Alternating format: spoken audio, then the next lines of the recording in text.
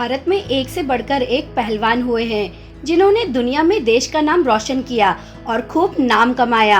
ऐसे ही एक पहलवान का नाम था गामा पहलवान। इन्हें द ग्रेट गामा और रुस्तम हिंद के नाम से भी जाना जाता था। भारत के लिए गामा पहलवान क्यों इतने खास थे और गामा को लेकर अब भी बहुत सी ऐसी जानकारियां हैं जो छिपी हुई है। आज ब्रेन बिल्डर हिंदुस्तान के द ग्रेट गामा के बारे में आपको बता रहा है।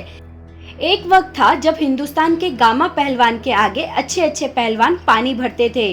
गामा पहलवान अपने आप में जीत की गारंटी था। जिस भी अखाड़े में गामा पहलवान उतरते थे उस अखाड़े का इनाम पहले ही गामा के नाम तय हो जाता था। गामा पहलवान ने अपने जीवन के 50 साल कुश्ती को दिए और कई खिताब अपने नाम किए। गामा पहलवान का असली नाम गुलाम मोहम्मद बख्श भट्ट था। गामा का जन्म 22 मई 1878 को अमृतसर के जब्बोवाल गांव में हुआ था। हालांकि उनके जन्म को लेकर एक विवाद ये है कि कुछ रिपोर्ट बताती है कि उनका जन्म मध्य प्रदेश के दतिया में हुआ था। गामा पहलवान की लंबाई 5 फीट 7 इंच और वजन लगभग 113 किलो था। उनके पिता का नाम मोहम्मद अजीज बख्श था और पहलवानी के शुरुआती गुण गामा पहलवान को उनके पिताजी ने ही सिखाए थे। कुश्ती के शौक की वजह से उन्होंने बचपन से ही अखाड़े में जाने का सपना देख लिया था। 10 साल की उम्र से उन्होंने अखाड़े में दांवपेच आजमाने शुरू किए और देखते ही देखते एक से बढ़कर एक पहलवानों को अखाड़े में धूल चटानी शुरू कर दी। जैसे जैसे हिंदुस्तान का द ग्रेट गामा जीतता गया, कुश्ती के अखाड़े में पूरी दुनिया में उनका नाम मशहूर होता गया। इसके बाद बारी आई लंदन जाने की। साल था 1910।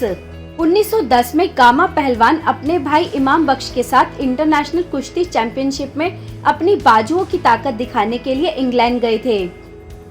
उनकी हाइट केवल 5 फीट और 7 इंच थी।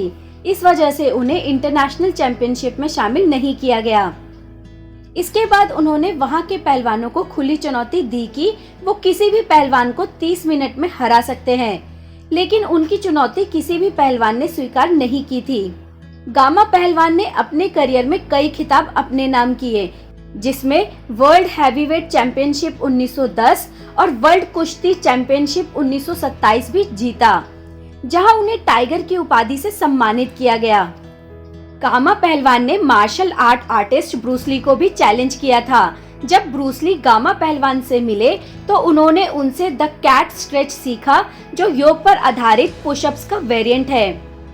इसके बाद 20वीं शताब्दी की शुरुआत में गामा पहलवान रुस्तम हिंद बने। गामा पहलवान की डाइट। गामा पहलवान गांव में रहने वाले थे, यही वजह थी कि उनका खान पान भी देसी था।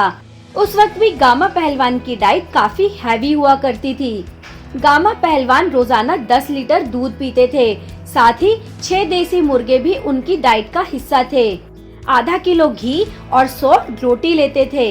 गामा एक ड्रिंक बनाते थे जिसमें लगभग 200 ग्राम बादाम डालकर पिया करते थे। बादाम की ये ड्रिंक आज भी पहलवान जरूर पीते हैं। माना जाता है कि इस ड्रिंक से ताकत आती है और बड़े बड़े पहलवानों को मात देने में मदद मिलती है। गामा अकेले ऐसे पहलवान थे जो 15 घंटे प्रैक्टिस करते थे। इतना ही नहीं, गामा पहलवान रोज अपने गले से 54 किलो का पत्थर बांधकर 1 किलोमीटर तक भागा भी करते थे। गामा पहलवान की एक्सरसाइज। हिंदुस्तान का ये पहलवान रोजाना अपने 40 साथियों के साथ कुश्ती करता था। उनकी एक्सरसाइज में 5000 हिंदू स्क्वाट्स या बैठक, 5000 हिंदू पुशअप्स या दंड हुआ करते थे। सयाजी बाग के बड़ौदा संग्रहालय में एक 2.5 फीट क्यूबिकल पत्थर रखा हुआ है, जिसका वजन है करीब करीब 1200 किलो। बताया जाता है कि 23 दिसंबर 1902 को गामा ने 1200 किलो के इस पत्थर को अकेले उठा लिया था। विभाजन से पहले गामा पहलवान अमृतसर में ही रहते थे, लेकिन सांप्रदायिक तनाव बढ़ने के कारण गामा पहलवान लाहौर चले गए थे। गामा पहलवान ने अपने जीवन की आखिरी कुश्ती 1927 में स्वीडन के पहलवान जेस पीटरसन से लड़ी थी।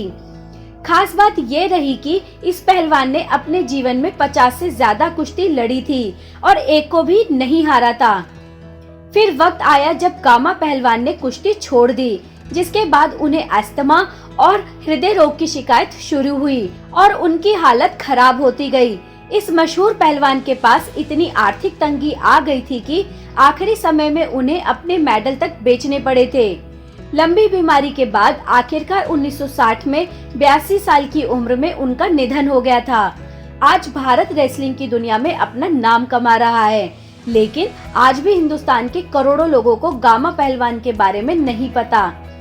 हालांकि आज भी गामा पर हिंदुस्तान गर्व करता है। उम्मीद है आपको हमारी ये वीडियो अच्छी लगी होगी। वीडियो को लाइक करिए, शेयर करिए और ब्रेन बिल्डर को सब्सक्राइब करिए ताकि इसी तरह की वीडियोस आप तक सबसे पहले पहुंचती रहे।